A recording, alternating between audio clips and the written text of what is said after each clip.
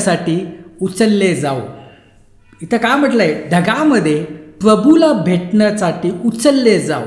उचलले जाऊ म्हणजेच रॅप्चर.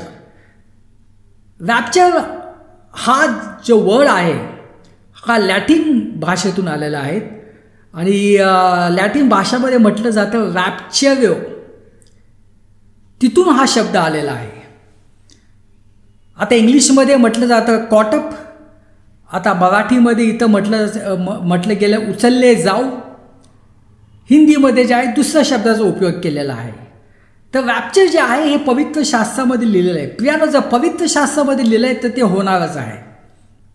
जर एका मनुष्याने जर सांगितली डेट जर सांगितलं आणि ते नाही झालं याचा अर्थ असा होत नाही की रॅप्चर होणार नाही आहे. रॅप्चर होणार आहेत, कारण ते वचनामध्ये लिहिलेलं आहे, ते बायबलमध्ये लिहिलेलं आहे आणि वचन हे देवाचं वचन आहे, तर ते होणार म्हणजे होणार.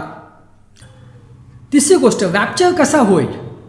तो अचानक होईल, क्षणात होईल, कोणतीही पूर्व सूचना न देता. पहिल्या कोरिन्थीकर 15:52 मध्ये काय लिहिलं आहे,